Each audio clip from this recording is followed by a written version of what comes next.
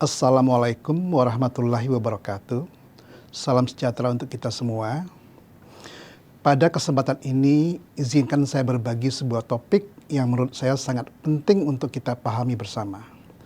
Terutama bagi kita yang tinggal, bekerja, atau memiliki keterikatan dengan kota Jakarta. Topik yang akan saya sampaikan berjudul Land Subsidence dan Pengelolaan Sumber Daya Air di Jakarta. Istilah land subsidence terdengar asing di telinga kita, tetapi fenomena ini sudah terjadi di depan mata kita. Dan dampaknya sangat nyata sekali. Karena itu saya ingin mengajak teman-teman sekalian untuk meluangkan waktu sejenak, memahami apa yang sebenarnya sedang terjadi pada tanah yang kita pijak setiap hari. Sebelum kita membahas masalah utama, mari kita lihat dulu keadaan Jakarta saat ini. Jakarta dihuni oleh sekitar 10,6 juta jiwa dengan 71% diantaranya berada di usia produktif. Kontribusinya terhadap PDB nasional mencapai 3.650 triliun yang hampir sama dengan 1/6 ekonomi nasional Indonesia. Dalam Global City Index, Jakarta menempati peringkat 71 dari 156 kota di seluruh dunia. Data ini menunjukkan bahwa Jakarta sangat penting. Maka apapun yang mengancam keberlangsungannya harus kita perhatikan dengan sangat serius. Salah satu ancaman terbesar bagi Jakarta adalah penurunan muka tanah. Nah, apa itu land subsidence? Sederhananya, land subsidence adalah penurunan permukaan tanah. Kondisi di mana tanah secara perlahan amblas atau turun dari posisi semula. Di lembah San Joaquin, California, tanah turun sedalam 8,4 meter dalam 50 tahun karena pengambilan air tanah yang berlebihan. Lalu di Florida, kita mungkin sudah familiar dengan fenomena lubang besar yang atau kita sebut dengan sinkhole, di mana lubang besar muncul saja dan menelan rumah, mobil, serta jalan dalam hitungan detik. Contoh-contoh ini bukan hanya membuat kita takut, tapi sebagai pengingat bahwa fenomena ini bisa terjadi di mana saja, termasuk di Jakarta. Gambar di layar ini adalah Masjid Wal Haduna yang berlokasi di Muara Baru, Penjaringan, Jakarta Utara. Beberapa puluh tahun yang lalu, masjid ini berdiri kokoh di atas daratan.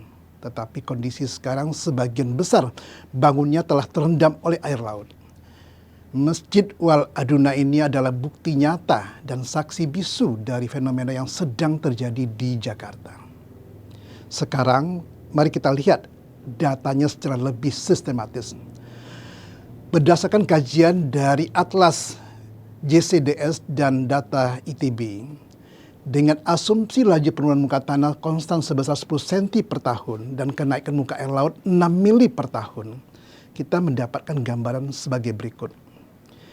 Tahun 2000, data existing menunjukkan sekitar 5,1% wilayah DKI Jakarta berada di bawah permukaan laut rata-rata. Tahun 2012 naik menjadi 12,1%. Ini data pengukuran real di lapangan. Kita prediksi pada tahun 2050 nanti hampir sepertiga wilayah DKI Jakarta kira-kira 32,5% akan berada permanently di bawah permukaan laut jika tidak ada intervensi yang kita lakukan. Pertanyaannya tentu, mengapa hal ini terjadi?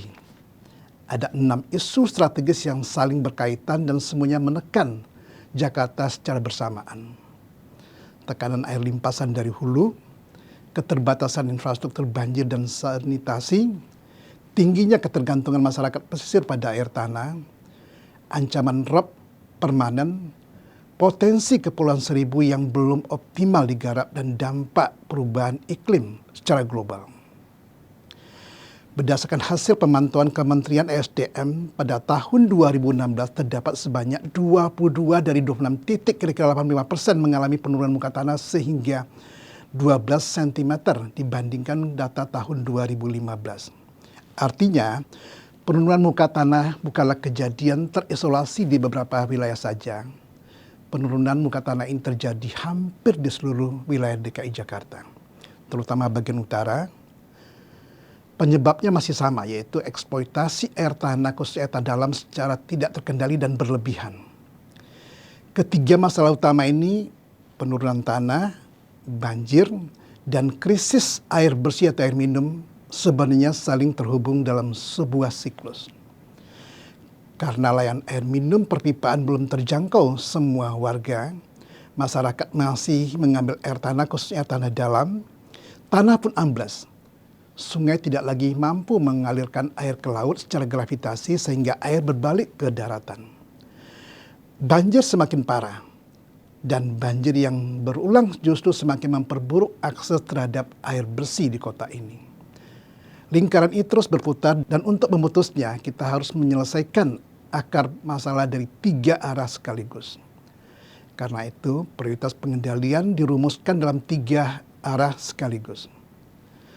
Pertama, menghentikan penurunan muka tanah melalui pengendalian ekstraksi air tanah khususnya air tanah dalam dan menegakkan hukum terkait dengan pengambilan air tanah yaitu Pergub DKI nomor 93 tahun 2021 tentang zona bebas air tanah.